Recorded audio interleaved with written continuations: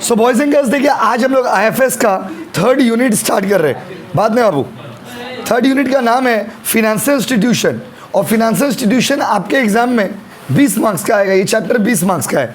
Financial institution जो है हम लोग का सिलेबस में कितना मार्क्स का है? वो 20 मार्क्स का टॉपिक है फिनेंशियल इंस्टीट्यूशन। तो आज हम लोग स्टार्ट कर रहे हैं फिनेंशियल इंस्टीट्यूशन। तो आईएफएस में आज हम लोग कौन सा चैप्टर स्टार्ट कर रहे हैं बताइए? Financial institution. तो भाइयों और बहनों, फिनेंशियल इंस्टीट्यूशन क्या होता है, किसे कहते हैं, क्या मतलब है, ये सारा इसमें पढ़ेंगे। चैप्टर का नाम है फिनेंशियल इंस्टीट्यूशन। भाइयों और बहनों, फिनेंशियल इंस्टीट्यूशन जो ये वाला यूनिट है, ये आपके सिलेबस में कितना मार्क्स कवर करता है? तो फिनेंशियल इंस्टीट्यूशन जो यूनिट आपके सिलेबस में दिया गया है, ये 20 मार्क्स कवर करेगा। कितना मार्क्स कवर करेगा? वो 20। ये 20 मार्क्स का चैप्टर है। तो 20 मार्क्स आपके एग्जाम में फिनेंशियल इंस्टीट्यूशन कवर करेगा। अच्छा, इस चैप्टर में पढ़ना क्या है? तो इस चैप्टर में आपको सारे फिनेंशियल इंस्टीट्यूट्स के बारे में आपको फंक्शंस पढ़ना है। जैसे सबसे पहले आपको हम पढ़ाएंगे कमर्शियल बैंक का फंक्शन, कमर्शियल बैंक का फंक्शन, इंडस्ट्रियल बैंक का फंक्शन, डेवलपमेंट बैंक का फंक्शन, एक्सपोर्ट इंपोर्ट बैंक का फंक्शन। अलग अलग बैंक का फंक्शन पूछेगा आपसे, तो अलग अलग बैंक के फंक्शंस के बारे में आपको पढ़ाया जाएगा। सबसे पहले माय डियर स्टूडेंट्स, अगर आप बात करते हो फिनेंशियल इंस्टीट्यूशंस का, इंस्टीट्यूशन का मतलब क्या होता है? तो इंस्टीट्यूशन मतलब कोई ऐसा ऑर्गेनाइजेशन, कोई ऐसा ऑर्गेनाइजेशन। इंस्टीट्यूशन मतलब एक ऑर्गेनाइजेशन जो एक पर्टिकुलर काम करता है। तो कोई भी ऐसा ऑर्गेनाइजेशन जो कोई काम करता है, उसको हम लोग बोलते हैं इंस्टीट्यूशन। और व्हेन यू से financial institution, that simply means those institution which deals with the finance.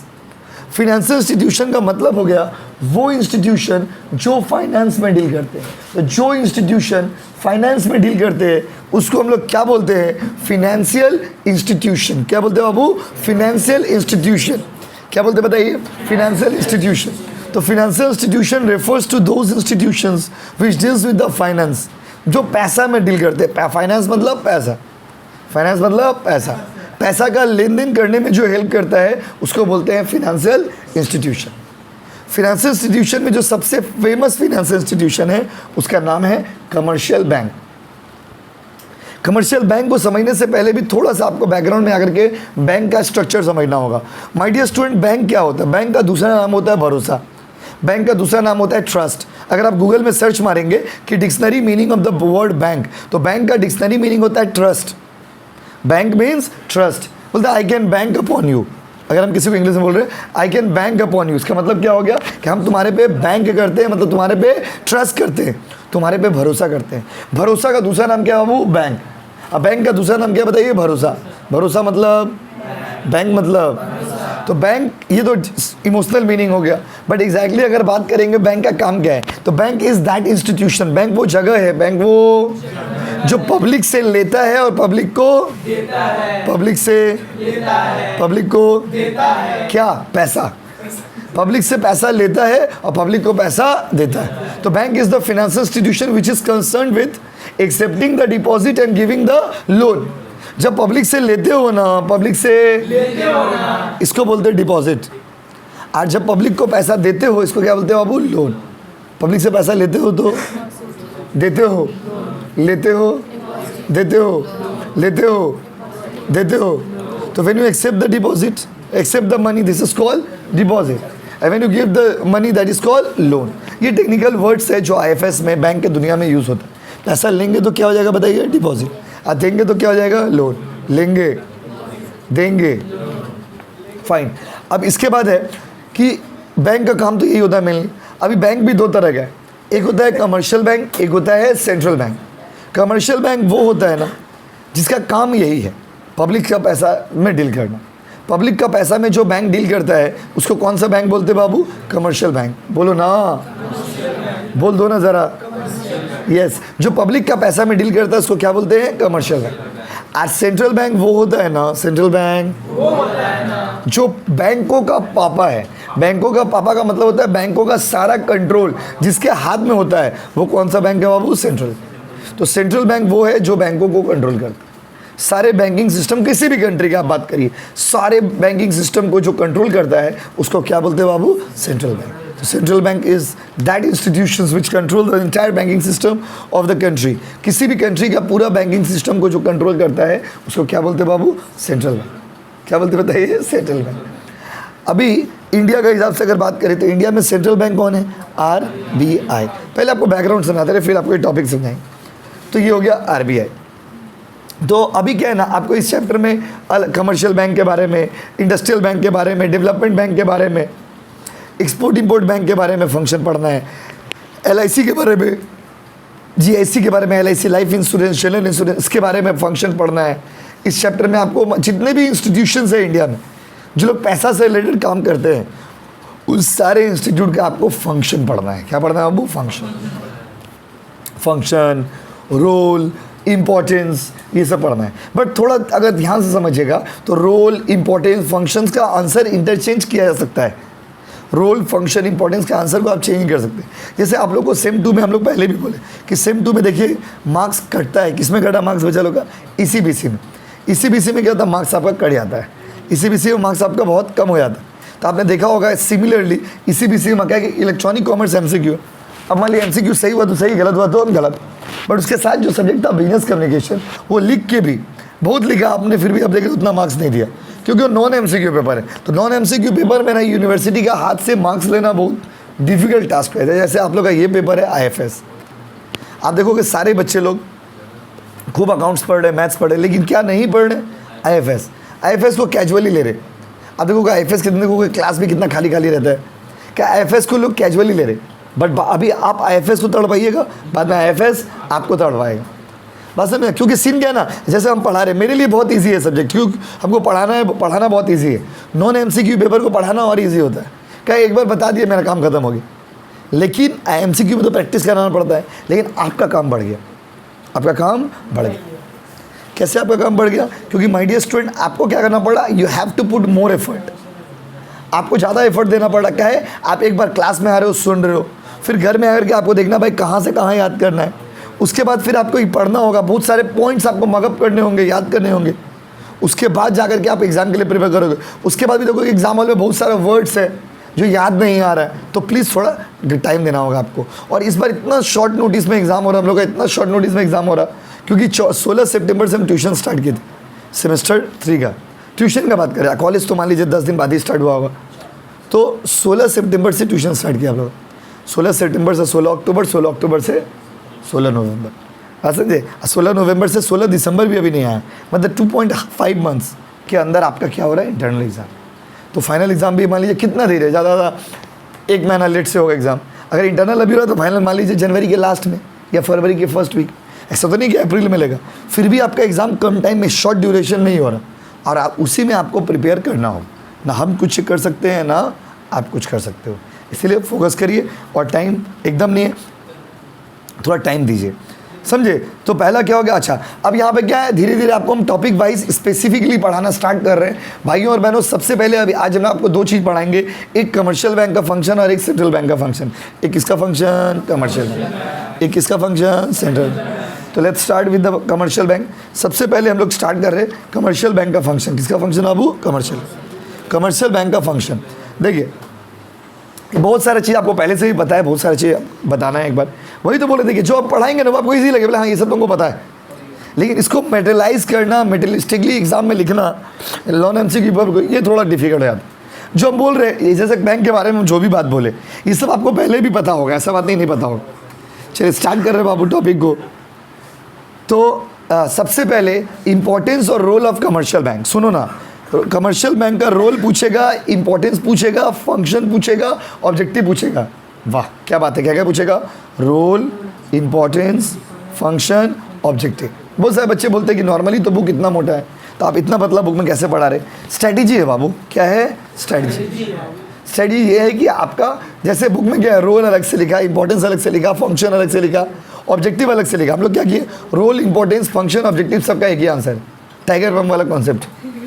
तो माय डियर स्टूडेंट, अभी हम लोग पढ़ेंगे इंपॉर्टेंस, रोल, फंक्शन, ऑब्जेक्टिव, सबका एक ही आंसर होगा, और देखते हैं कि क्या आंसर है। आइए, सबसे पहला काम, अगर आपसे कोई पूछेगा कि कमर्शियल बैंक का, बात नहीं, अगर आपसे कोई पूछेगा कि कमर्शियल बैंक का क्या इंपॉर्टेंस है, कमर्शियल बैंक का क्या रोल है, तो भाइयों और बहनों, कमर्शियल बैंक वो होता है ना, कमर्शियल बैंक जो मेनली पब्लिक से पैसा लेता है और पब्लिक को पैसा देता है। यही चैप्टर लास्ट बड़ा चैप्टर हम लोग पढ़ रहे हैं। इसके बाद जितने चैप्टर है ना, सब 2-2 मार्क्स के चैप्टर है, 2-2 क्लास के चैप्टर है, मार्क्स बोल रहे, एक क्लास 2 क्लास पढ़ाएंगे, चैप्टर खत्म रहेगा। इसके बाद जो भी चैप्टर सिलेबस में बाकी है सब 1 क्लास 2 क्लास पढ़ाएंगे। सिलेबस आईटी का सिलेबस ऑलरेडी कंप्लीट होने वाला है हम लोग का। 4th चैप्टर में लोग पहुंच जा चुके हैं, थोड़ा सा 2 से 3 क्लास पढ़ाएंगे, सिलेबस कंप्लीट। इसलिए इस वीक से हम लोग आईटी का क्लास की जगह पर भी अकाउंट्स का क्लास करेंगे, बात समझे ना। तो हम लोग का इसीलिए इस वीक से आईटी का क्लास की जगह पर भी कौन सा क्लास करेंगे, अकाउंट्स, बात समझे ना। आ जाओ। तो भाइयों और बहनों, एक पहला काम है क्या है, accepting deposit. Deposit can be accepted in different methods. There are 4 types of deposit as you all know, that is current account, saving account, fix deposit account, recurring deposit account. Current account में भी बहुत category है, sorry deposit में भी बहुत category है। क्या क्या कैटेगरी है बोलो, सेविंग्स अकाउंट है, करंट अकाउंट है, रेकरिंग डिपॉजिट अकाउंट है, फिक्स डिपॉजिट अकाउंट है। सेविंग अकाउंट किसका अकाउंट, गरीबों का अकाउंट। किसका अकाउंट, गरीबों का अकाउंट। हम लोग आप लोग का कौन सा अकाउंट है बाबू, सेविंग्स। जो लोग बहुत अमीर लोग होते हैं, जिन लोग बहुत बड़े बिजनेसमैन होते हैं, उन लोग का करंट अकाउंट होता है। जो बिजनेसमैन लोग होते हैं उन लोग का करंट अकाउंट होता है। जैसे दुकान जिसका होता है, क्या कि उसमें ट्रांजेक्शन ज़्यादा होता है ना, तो उन लोग का कौन सा अकाउंट होता है, करंट। रेकरिंग डिपॉजिट अकाउंट उससे भी ज़्यादा गरीबों का अकाउंट, जहाँ पे छोटे छोटे अमाउंट 100-50 करके हम लोग बैंक में जमा करते हैं, वीकली, मंथली, क्वार्टरली, वो होता है रेकरिंग डिपॉजिट अकाउंट, शॉर्ट में बता रहा है। और एक होता है एफडी। एफडी मतलब fix deposit account. Fix deposit account जो है ना, बहुत रिच लोग जो होते हैं वो लोग खुलवाते हैं। क्योंकि फिक्स डिपॉजिट अकाउंट में क्या होता है, पैसा आपका फ्रीज हो जाता है। फ्रीज मतलब जमा हो जाता है। जैसे मान लीजिए आप 1 साल के लिए एफडी की, 5 साल के लिए एफडी की, तो 5 साल तक आपका पैसा बैंक में जमा होगा। अब 5 साल तक वो पैसा को कोई नहीं निकाल पाओगे। 5 साल तक आप वो पैसा को नहीं निकाल सकते। 5 साल तक वो पैसा आपका बैंक में क्या हो गया, जमा। 5 साल तक, कितना साल तक, 5 साल। इवन इफ आपका कोई इमरजेंसी भी होगा तो पैसा नहीं निकाल पाइए। अब तो खैर रूल्स आ गया है कि आप निकाल सकते हो, लेकिन फिर आपको इंटरेस्ट नहीं मिले। एफडी, तो एफडी कौन खुलवाते हैं, जो लोग बहुत अमीर होते हैं। कैसे, सपोज आपके पास देखो पैसा को एक जगह ब्लॉक कर दी, अब वो पैसा को वहाँ से नहीं निकाल पाइएगा। क्यों नहीं निकाल पाइएगा बताइए। जैसे बिग बॉस ही है, बिग बॉस में कौन लोग जाते हैं, जो लोग बेरोजगार होते हैं। बिग बॉस में जो आदमी लोग जा रहा है वो लोग कहीं ना कहीं अपना जीवन में समझिए बेरोजगार। आप देखोगे बॉलीवुड में कोई फ्लॉप एक्टर है, एक्ट्रेस है, वो बेटा बिग बॉस में बैठा हुआ है। देखोगे फ्लॉप आदमी लोग बिग बॉस में आके बैठा हो, क्या है बैठा हो बताइए। क्या है कि उसका पास टाइम है, उतना टाइम है। क्या कि बिग बॉस में जाने का मतलब क्या, वो वहाँ से निकल नहीं पाएगा। वो बिना, जब तक बिग बॉस उसको नहीं निकालेगा, कॉन्ट्रैक्ट हो जाता है वो लोग के बीच में कि जब तक बिग बॉस वालों को नहीं निकालेगा, अगर वो निकलता है तो फिर उसको पेनल्टी देना पड़ता है। पेनल्टी मतलब पैसा देना। जैसे मान लीजिए कोई आदमी झगड़ा करके निकल गया तो उसको बिग बॉस को पेनल्टी देना पड़ेगा। बिग बॉस जो ऑर्गेनाइजेशन जो कर रहा है, ये शो ऑर्गेनाइज कर रहा, उन लोगों को पेनल्टी देना पड़ेगा, रूल है। तो बिग बॉस में जाने का मतलब क्या हो गया, आप 3 महीना तक, 4 महीने तक, जितना भी 3 महीना का शो होता है, मतलब उतना महीने तक आप फुल बेरोजगार रहेंगे, उसी के अंदर रहना होगा। सेम एफडी का भी कॉन्सेप्ट है। एफडी में आदमी पैसा तभी लगाता है जब उसके पास स्पेयर मनी होता है, बेकार का पैसा होता है। तो बेकार का आदमी है तो बिग बॉस में दे दीजिए, अब बेकार का पैसा है तो एफडी में डाल दीजिए। क्या डाल दीजिए, एफडी में। तो बेकार का पैसा जिसके पास होता है वो एफडी में डाल देता है। और बेकार का आदमी अगर कहीं मिलता है, टीवी चैनल वाला लोग, हीरो हीरोइन लोग, तो लोग डाल देता है कहाँ पे बताइए, बिग बॉस। बस क्या है, वहाँ पे बैठे, वहाँ पर जाएगा और फ्रीज हो जाएगा। फ्रीज मतलब उसके अंदर ही रहना है, एंड विदाउट वो लोग का परमिशन का, जब तक वो लोग ऑर्डर नहीं देगा, जब तक बिग बॉस आपको नहीं निकालता तब तक आप निकल नहीं सकते। ये स्ट्रेटजी, ये क्या हो गया पूरा सीन बताइए। इसको बोलते हैं my dear student commercial bank का पहला फंक्शन। कमर्शियल बैंक का पहला फंक्शन क्या बोलो, एक्सेप्टिंग द डिपॉजिट। क्या बोलिए, सुनते पच्ची ना गो, यस।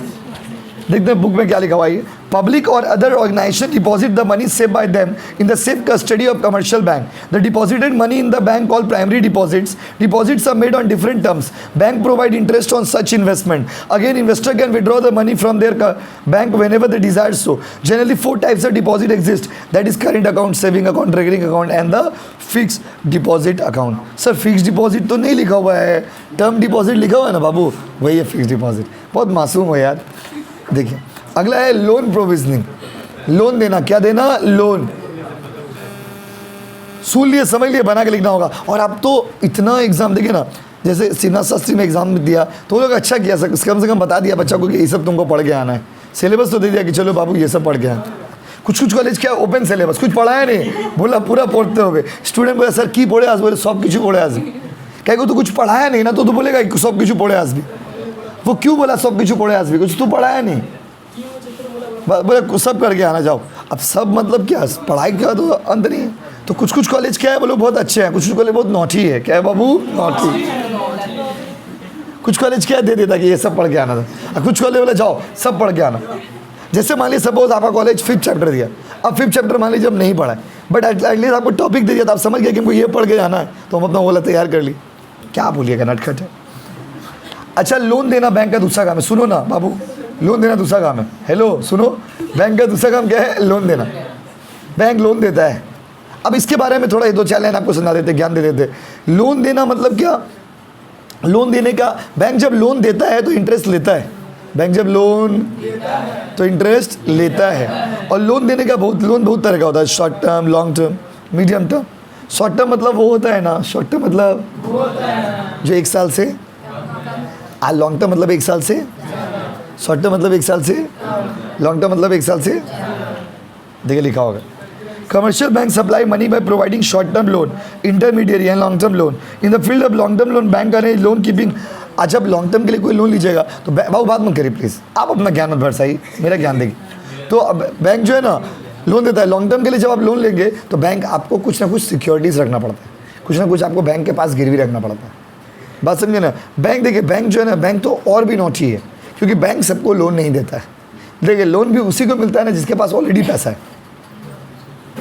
एक कॉमन आदमी अगर बैंक के पास जाकर के बोलता है कि बैंक अंकल क्या बोलता है? बैंक अंकल हमको लोन चाहिए, तो बैंक आपको नहीं देगा लोन। बैंक बोलेगा मुंह देखियो अपना, क्या बोलेगा? मुंह देखियो अपना। अच्छा जी, तो माय डियर स्टूडेंट, लेकिन अगर मान लीजिए कोई रिच आदमी बैंक के पास जाते हैं तो उसको बहुत ही ईजिली लोन मिल जाता है, because he has the capacity to give the securities. उसके पास ये क्षमता है कि वो सिक्योरिटी गिरवी कुछ रख सकता है। उसका देखिए, बैंक इंकरेज, देखिए आजकल तो गोल्ड लोन का ज़माना है। गोल्ड लोन समझते हैं? सोना दे करके भी आप पैसा ले सकते हो। By this financial problems are solve to great extent. अगला है इंस्पिरेशन टू सेविंग्स। आज अगर बैंक नहीं होता, इंडिया में वैसे भी लोग तकिया के नीचे, पलंग के पीछे पैसा छुपा के रखते हैं। लोग तकिया के नीचे, पलंग के पीछे, अलमारी के पीछे पैसा को छुपा करके रखते हैं। इसीलिए वहाँ पर लोगों के पास कोई सोल्यूशन नहीं, लोगों के पास सोल्यूशन नहीं था। लोग उतना पढ़े लिखे इंडिया में नहीं है। People are immatured, not too literate in our country. बहुत सारे लोग उतने पढ़े लिखे नहीं है, they don't know how to utilize the fund, तो just with the introduction of bank.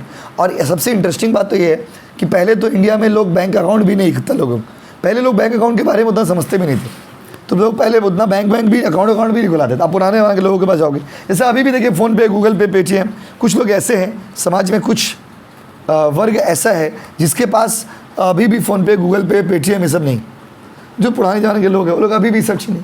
बहुत सारे लोग ऐसे जिनके पास बैंक अकाउंट भी नहीं, बट स्टिल आज के ज़माने में मैक्सिमम लोग बैंक अकाउंट खुलवा लेते। जनधन योजना जब आया इंडिया में, ये इंडिया में बैंकिंग सिस्टम के लिए बहुत बड़ा रिफॉर्म है। जब से जनधन योजना है, जहाँ पे जीरो अमाउंट से आप अकाउंट खुलवा सकते हैं, तब से इंडिया में ऑलमोस्ट लोग, अभी के डेट में तो ऑलमोस्ट लोगों के पास बैंक अकाउंट है। पैसा हो ना हो that's the secondary thing, but bank account तो आदमी के पास है। तो कमर्शियल बैंक के कारण लोगों का जो सेविंग का हैबिट है वो इम्प्रूव हो गया।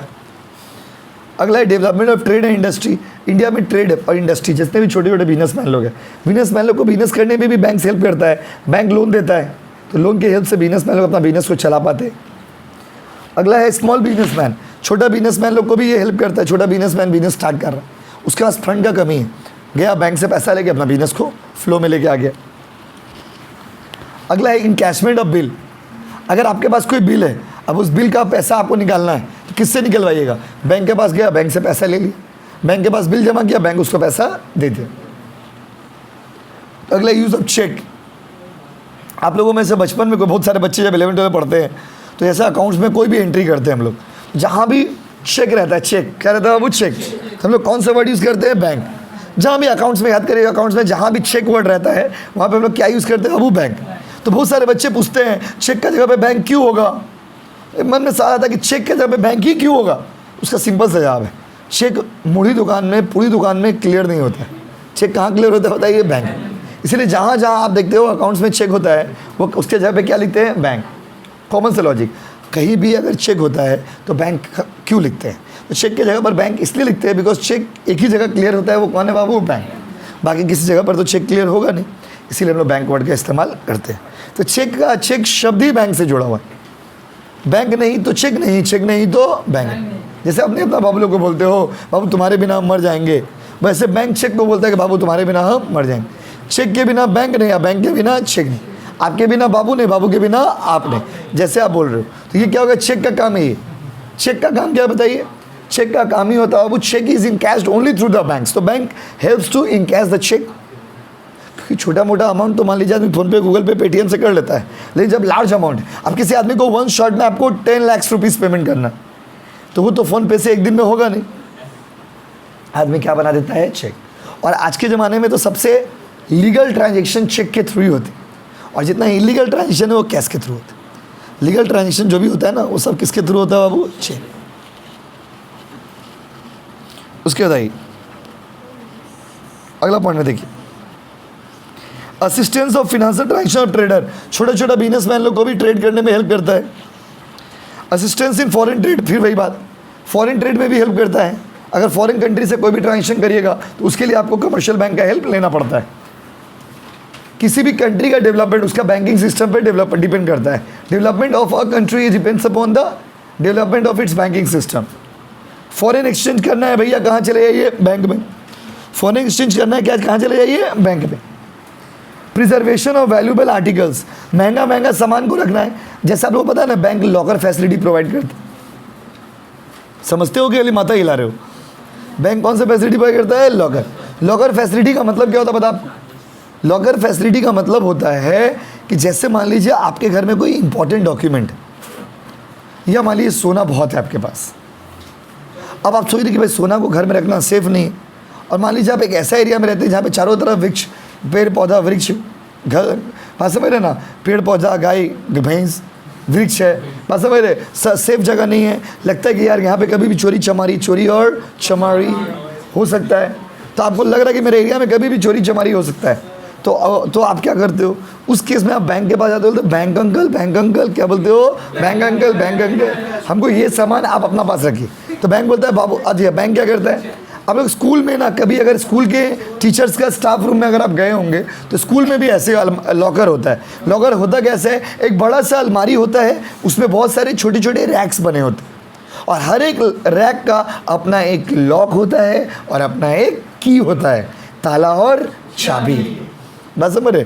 एक बड़ा सा रैक टाइप का बना रहता है, एकदम पूरा बड़ा सा, और उसमें छोटे छोटे रैक्स होते हैं, और हर एक रैक का अपना लॉक, अपना की, अपना लॉक, अपना की होता है, और वो लॉक एंड की रहता है, इसीलिए उसको लॉकर बोलते हैं। सेम चीज़ बैंक के पास भी होता है, वो थोड़ा मजबूत होता है बैंक के पास। अभी बैंक का ना लॉकर में एक्सेस करने का राइट किसी बैंक के पास खुद भी नहीं। जैसे मान लीजिए हम एक लॉकर परचेज़ की, लॉकर नंबर 52 नंबर पहले मिलेगा कि 52 नंबर लॉकर जो है वो आपका। अब उस लॉकर में कोई भी इंपॉर्टेंट डॉक्यूमेंट या कोई भी ऐसा वैल्यूएबल आर्टिकल जो आप चाहते हैं कि कोई आदमी ना देखे या किसी को पता ना चले, वो आदमी बैंक के पास रखता है लॉकर। उसका चाबी ब्रांच मैनेजर के पास होता है, और उसको इवन बैंक का आदमी लोग भी जाकर के चेक नहीं कर सकता है। जो आप सामान रख दे वो आपका चीज़, बस चाबी आपको लेना होगा तो उनके पास जाना होगा। जाइए, चाबी लीजिए, फिर खोलिए, सामान अपना देखिए, फिर बंद करके चले जाइए। इससे क्या होता है कि इसका फ़ायदा क्या? फ़ायदा ये है कि कुछ भी अगर नुकसान होगा तो बैंक का रिस्पॉन्सिबिलिटी होगा। बहुत झमेले से कागज़ बनता है, कागज़ में लिखा रहता है कि ये सब सामान आप रखे हो, बहुत प्रोसेस है उसमें, और इसके लिए बैंक आपसे पैसा लेता है, उसको बोलते हैं लॉकर रेंट। क्या बोलते हैं बाबू? तो आज के ज़माने में लोग अपना वैल्यूएबल आर्टिकल्स, महंगा जमा कर सकते हैं किसके पास बाबू? बैंक। अगला है एम्प्लॉयमेंट जनरेशन। सुनो ना, जॉब का one of the biggest sector of India is banking system. Sir कहाँ सर बैंक में नौकरी मिल नहीं रहा? देखिए बैंक में दो तरह का जॉब होता है। एक वो जो IBPS का एग्ज़ाम दे करके आप बैंक के लिए जाते हो, बात समझे ना, वो IBPS का एग्ज़ाम होता है, वो दे करके पास करें तो सरकारी नौकरी होगी। तो उसमें थोड़ा झमेला है, झमेला मतलब एग्ज़ाम पास करना होगा, बहुत टफ हो जाता है, बस समझिए। और एक होता है प्राइवेट जॉब बैंक में। प्राइवेट जॉब बैंक में समझते कैसा होता है? जैसे क्रेडिट कार्ड सेल करने का जॉब, वो बहुत बात नहीं, वो 24/7 अवेलेबल है। आप किसी भी बैंक में जाइएगा आपको आराम से वो जॉब मिल जाएगी 24/7। उसका क्वालिफिकेशन है, चाहिए होता है 12 उच्च माध्यमिक पास, आप लोग इधर। क्रेडिट कार्ड सेल वाला, आप जैसे बैंक में जाना, आपको बताते कैसे समझोगे। बैंक में जैसे आप जा रहे हो, बैंक में देखना जो लोग बहुत नॉर्मल है, सिंपल में है, वो लोग समझिए हाई पोस्ट वाला आदमी लोग। और जो लड़का लड़की को देखिएगा बैंक में खूब फर्मा में बैठा हुआ है, ID कार्ड लगा के बैठा हुआ है, शर्ट पैंट कोट मार के बैठा हुआ है, समझिए वो सेल्समैन है। समझिए वो क्या बाबू? जैसे आप एक्सिस बैंक के पास कभी जाओगे ना, अब देखोगे सब जितने एम्प्लॉयज़ लोग एक्सिस बैंक में, सब देखिएगा शर्ट पैंट कोट टाई मार के बैठा हुआ है। वो लोग सब सेल्समैन हैं, सेल्स पर्सन है। सेल्स पर्सन मतलब लोग का काम है क्रेडिट कार्ड बेचना, किसी का काम है अकाउंट ओपनिंग करवाना, किसी का काम है करेंट अकाउंट को सेल करवाना। जिस सेक्टर से बैंक को ज़्यादा फ़ायदा है, जैसे हम लोग अकाउंट खुलवाते हैं और हम लोग बैंक में पैसा जमा करते हैं निकालते हैं, इससे बैंक को उतना कुछ लाभ नहीं होता है। याद रखिए, बैंक का मेन काम है पब्लिक से पैसा लेना और देना, बट इससे बैंक को बहुत ज़्यादा बेनिफिट नहीं होता है, क्योंकि ये हो गया सर्विस। बैंक को फ़ायदा किससे होता है? जब कोई आदमी अकाउंट खुलवाता है। बैंक को फ़ायदा किससे होता है? जब कोई आदमी करेंट अकाउंट खुलाता है, करेंट अकाउंट पर इंटरेस्ट नहीं देना पड़ता। बैंक को फ़ायदा कब होता है? जब कोई आदमी क्रेडिट कार्ड लेता है। इस सब सेक्टर से बैंक को फ़ायदा होता है। बैंक को फ़ायदा कब होता है? जब बैंक से आप लोन लेते हो। इसलिए आप देखोगे ना, जिस आदमी का क्रेडिट अच्छा होता है, रेपुटेशन अच्छा होता है, बैंक वाला फ़ोन करते रहता है बार बार, लोन ले लीजिए ना, लोन ले लीजिए ना, लोन ले लीजिए। क्या है, आप लोन लेंगे तो उसको इंटरेस्ट देंगे, बात समझे ना। तो बैंक आज की डेट में one of the biggest employment provider in India. India में जॉब बहुत सारे लोग ऐसे जो इस सेक्टर में जॉब करते हैं। तो इसीलिए कोई देखा, बड़ा इंटरेस्टिंग बात बता रहे, कोई आपको बेवकूफ़ ना बता दे, इसके लिए आप समझ लीजिए। पहले अगर आपको कोई बोलता है कि हम बैंक में जॉब करते हैं, तो उससे पूछिए कि बाबू कौन सा जॉब करते हो, क्या करते हो बैंक में, उससे पूछिएगा। अगर बोलेगा कि नहीं हम सरकारी नौकरी है, तो उसको बोलिए ठीक है कॉन्ट्रैक्ट ऑफ जॉब भेजो, जो आपको तुम्हारा अपॉइंटमेंट लेटर हुआ होगा भेजो, भेजो अपॉइंटमेंट लेटर बेटा भेजो। तो उसमें सरकारी रहेगा तो उसका सारा कागज़ उसके पास रहेगा, सरकार से उसको पैसा मिलता है, सरकार से उसको सब बेनिफिट मिलता है, सब कुछ उसका गवर्नमेंट से मिलता है। जो लोग परमानेंट जॉब करते हैं, मान लीजिए कल आपका शादी ठीक हुआ, जिस लड़का से आपका शादी ठीक हुआ, लड़का बार बार बोला पापा, आपका पापा को बोला कि हम लोग बैंक में, मैं लड़का बैंक में जॉब करते, मेरा लड़का बैंक में जॉब करते, सेकंड पार्टी बोल रहा कि मेरा लड़का बैंक में जॉब करते, मेरा लड़का बैंक में जॉब करते। अब आप लोग को टेस्ट करना है कहीं ठगा तो नहीं जा रहे, तो बोले बाबू कागज़ भेजो, कागज़ भेज, एग्रीमेंट में चेक कर लिया, हाँ ठीक है, नहीं होगा तो हमको भेज दीजिए, हम बता देंगे, बस समझे ना। तो अगर परमानेंट जॉब रहा तो अलग है, आप बाकी टेम्प्रेरी जॉब रहेगा ना, तो बैंक में बहुत तरह का जॉब होता है, बात समझिए। तो कोई अगर आपको ये कहता है कि हम बैंक में जॉब करते हैं, डज नॉट मीन को बहुत बाप रे बहुत बड़ा नौकरी कर रहा। फर्स्ट आस्क बैंक में किस टाइप का जॉब है। 90% लोग ना बेवकूफ़ इसीलिए बन जाते हैं। राह चलता कोई भी राहगीर आपको कह देता है कि हम बैंक में जॉब करते हैं, बोले बाप रे बैंक में job, oh my God bank में नौकरी, बाप रे बाप बैंक में जॉब करते, ओ माय गॉड बैंक में, बाप रे बाप बैंक में। एक ऐसा एटीट्यूड आदमी आता है, bank, oh my God bank, ऐसा एटीट्यूड है। कोई बोला हमको स्कूल में जॉब करते, स्कूल में क्या करते, वो भी बहुत मैटर करते। जॉब भी तो बहुत तरह, स्कूल में क्या करते, स्कूल में तो कोई बोला हम राइटर्स बिल्डिंग में काम करते, बोला ममता बनर्जी का ऑफिस में काम करते।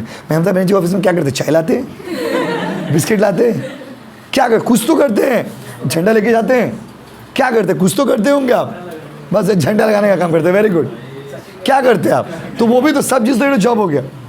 तो nature of job is very important. खाली बैंक बोल देने से, खाली इंश्योरेंस बोल देने से जॉब नहीं डिफाइन होता। तो बैंक एक बहुत बड़ा जॉब प्रोवाइडर है आज के डेट में, परमानेंट एम्प्लॉयज़ के लिए भी, टेम्प्रेरी एम्प्लॉयज़ के लिए भी, और जो जितना क्वालिफाइड है उसके हिसाब से।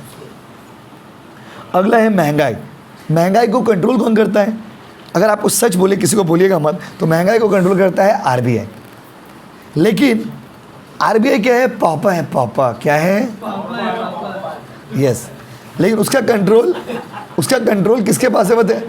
उसका कंट्रोल किसके पास है बताइए? लेकिन आरबीआई देखिए, जैसे पापा आपको कंट्रोल कर रहे हैं, आपको गाइड कर रहे हैं, लेकिन उसके मार्केट में काम करने का काम एक्चुअली कौन करता है? Commercial bank. मार्केट में एक्चुअली कौन जाता है बताइए? Commercial bank.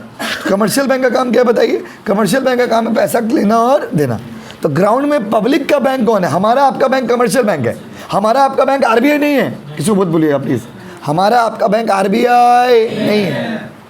बैंकों का बैंक कौन? आरबीआई।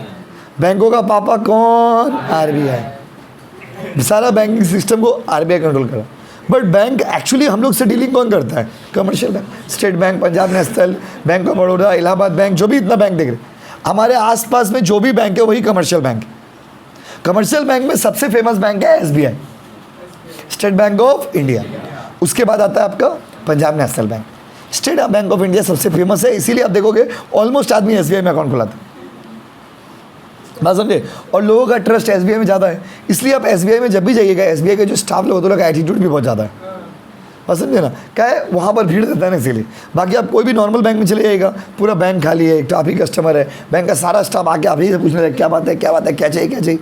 तो ये कमर्शियल बैंक जो जितना पॉपुलर रहेगा उसका डिमांड उतना ज़्यादा। तो महंगाई को भी कंट्रोल करने का काम कौन करता है? Commercial bank under the guidance of RBI through the various methods. अब आइए,